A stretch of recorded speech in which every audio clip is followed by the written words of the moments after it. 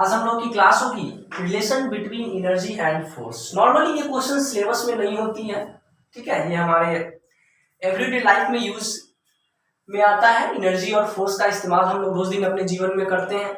और एनर्जी और फोर्स ये दोनों कैसे एक दूसरे से कनेक्टेड है, ये दोनों कैसे एक दूसरे से ज्वाइंट है, इन दोनों के बीच में संबंध क्या है, रिलेशन क्या है, आज हम इसी की बात करेंगे, ठीक है।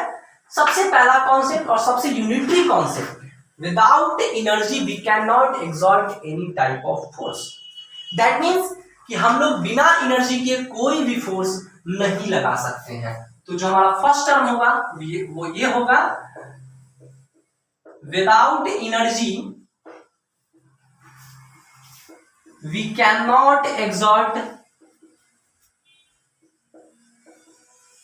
एनी टाइप ऑफ फोर्स, ठीक है। दैट मीन्स कि हम लोग बिना एनर्जी के कोई भी फोर्स किसी भी बॉडी पे नहीं लगा सकते हैं। एक एग्जांपल के लिए मान लीजिए कि आपके घर में किसी भी बूढ़े व्यक्ति के देहांत हुए, उनको साइकिल को बिठा के जबरदस्ती कर रहे हैं, दादाजी साइकिल चलाइए, संभव है क्या? दैट इज नॉट पॉसिबल, ये संभव नहीं है। मतलब हम किसी भी माध्यम से, किसी भी प्रकार से कोई भी फोर्स तभी किसी बॉडी पे लगा सकते हैं जब उसमें एनर्जी हो। और यहाँ से कॉन्सेप्ट आता है जो कि बार बार पूछा जाता है सवाल डिबेट में, ठीक है। ये डिबेट के रिगार्डिंग सवाल आती है कि जो गाड़ी की माइलेज होती है वो टायर से कैसे संबंध रखती है, गाड़ी के बॉडी वेट से माइलेज का क्या रिलेशन होता है। ये सवाल बहुत ही इंपॉर्टेंट है। सबसे पहला बात, गाड़ी का टायर का क्वालिटी उसके माइलेज से कैसे संबंध रखती है। दूसरा कि गाड़ी का जो वेट है वो गाड़ी के माइलेज से किस प्रकार रिलेटेड होती है। समझते हैं हम लोग, बहुत ही आसान तरीके से इस क्वेश्चन को समझेंगे। हमने पहले ही कहा कि एनर्जी का रिलेशन जो है वो फोर्स से है, या फिर ऐसे भी कह सकते हैं कि फोर्स का रिलेशन जो है वो एनर्जी से है। दैट मींस कि अगर एनर्जी नहीं होगी तो फोर्स भी नहीं होगा। और कंजर्वेशन ऑफ एनर्जी क्या कहता है? कंजर्वेशन ऑफ एनर्जी ये कहती है कि energy can not be created not be destroyed. Energy को तो ना हम क्रिएट कर सकते हैं और ना ही खत्म कर सकते हैं। चलिए इन दोनों का रिलेशन समझते हैं हम लोग, क्या रिलेशन है इनका, ठीक है।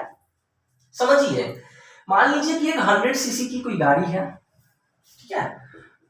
एक 100 सीसी की कोई गाड़ी है स्प्लेंडर, ठीक है। एक 160 सीसी की एक गाड़ी है अपाची, ठीक है।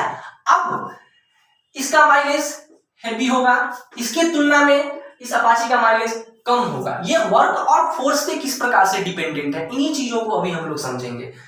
जैसा कि हम जानते हैं कि अगर बॉडी वेट कम होगा, ठीक है, अगर बॉडी वेट कम होगा तो इंजन पे प्रेशर भी कम पड़ेगा, और जब प्रेशर कम पड़ेगा तो इंजन को फोर्स कम क्रिएट करना पड़ेगा, और जब फोर्स कम क्रिएट करना पड़ेगा तो इसका एनर्जी भी कम खत्म होगा। और इस गाड़ी का सोर्स ऑफ एनर्जी क्या होता है? फ्यूल होता है, जिसे हम दूसरे लैंग्वेज में पेट्रोल भी कह सकते हैं। संभव है?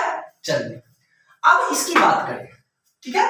इसका मान लीजिए कि इसका जो वेट होता है वो 1 क्विंटल होता है, सपोज कर लिए हैं, ठीक है। अब अपाची की बात करते हैं। इसका वेट मान लेते हैं 1.6 क्विंटल, मतलब 1 क्विंटल 60 केजी, ठीक है।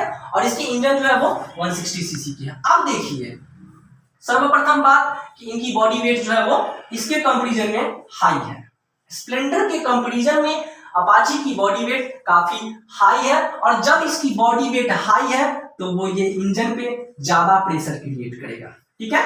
ये जो है इंजन पे काफी मात्रा में प्रेशर क्रिएट करेगा। दूसरी सबसे इंपॉर्टेंट बात कि इसकी जो टायर होती है, इसके जो पहिए होते हैं वो स्प्लेंडर के कंपैरिजन में काफी चौड़े होते हैं, और जब वे चौड़े होंगे तो प्रेशर में हम लोग पढ़ते हैं, क्या पढ़ते हैं? Pressure equal to force by area.